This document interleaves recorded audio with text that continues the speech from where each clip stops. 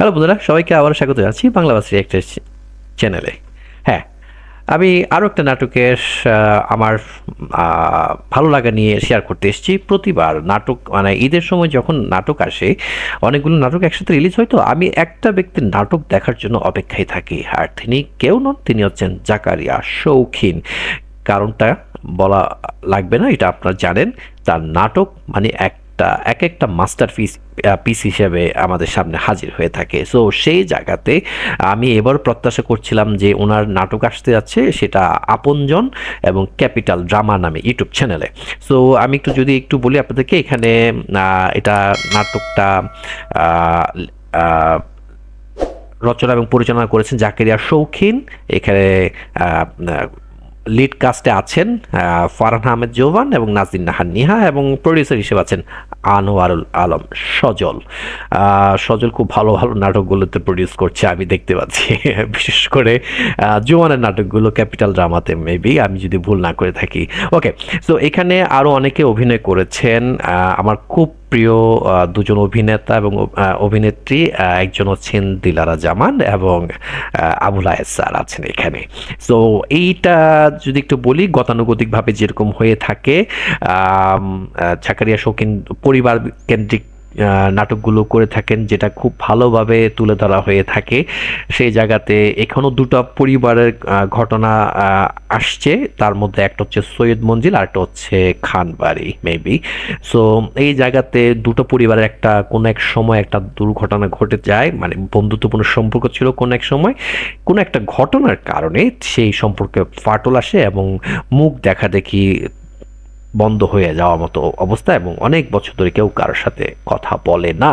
সেই ক্ষেত্রে সেখানে সৈয়দ বাড়ির বড় নাতি জোভান, দ্যাট মিনস সৈয়দ মঞ্জিলের যিনি ওনার, তিনি হচ্ছেন আমাদের আবুল হায়েজ স্যার।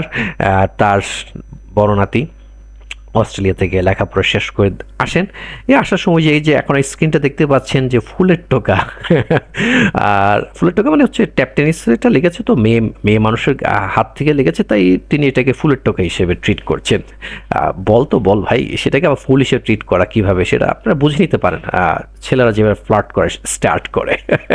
সো নাজনীন নাহার নিহার চেহারাটা একটু দেখেন, মানে একদম পারে না যে এখনই মানে অ্যাটাক করার মতো অবস্থা, বাট মেয়ে মানুষ অ্যাটাক করাটা সাজে না, তাই উনি নিজেকে যথেষ্ট কন্ট্রোল করার চেষ্টা করছে, কন্ট্রোল উদয় কন্ট্রোলের মতো।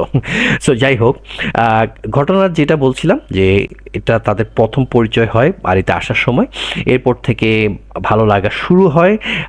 একটা সময় পরে তারা মূল কাহিনী জানতে পারে যে কিভাবে মানে তাদের দুই পরিবারের মধ্যে একটা সুসম্পর্ক ছিল, এবং সেখানে কোনো একটা ব্যারিয়ার এসছে এবং সেই সম্পর্ক আর আগের মতো নেই।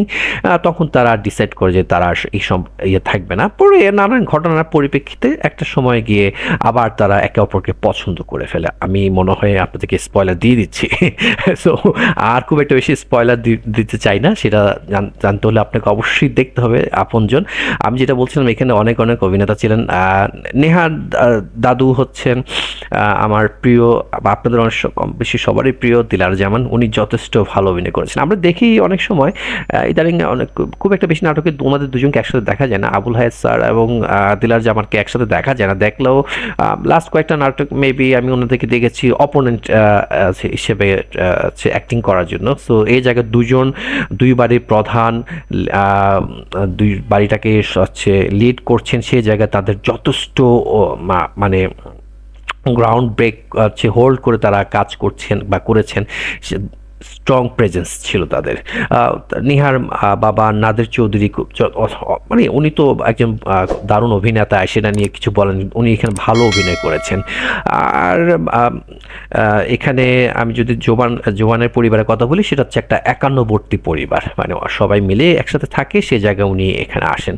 সো এইটা নিয়ে কিন্তু কাহিনী ঘটনা চলেছে। সো ওভারঅল আমার কাছে খুব খুব খুব খুব খুব খুব ভালো লেগেছে, 10 on 10। আমি বলছিলাম আপনাদেরকে যে আমি অপেক্ষা করছি কোন নাটকটাতে 10/10 দেওয়া যেতে পারে। এটাও কাইন্ডা ইউটিউব ফিল্ম হিসেবে ট্রিট করা যেতে পারে, যেহেতু 1 ঘন্টা 39 মিনিট 54 সেকেন্ড।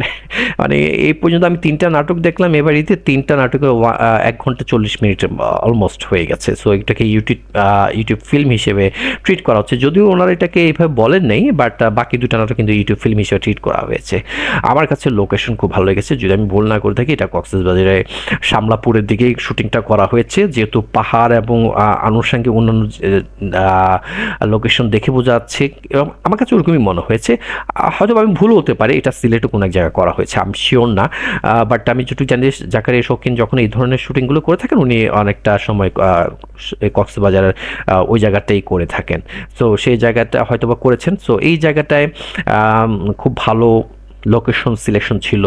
জাকারিয়া শৌখিনের একটা কাজ আমার খুব ভালো লাগে, আমি দেখার জন্য অপেক্ষা করি, ওনার নাটকে না অনেক সময় জোনাক পোকা থাকে। এই জায়গাতো নাইট ভিশনে যে শ্যুটটা হয়েছে ভাই, দেখার মতো অসাধারণ।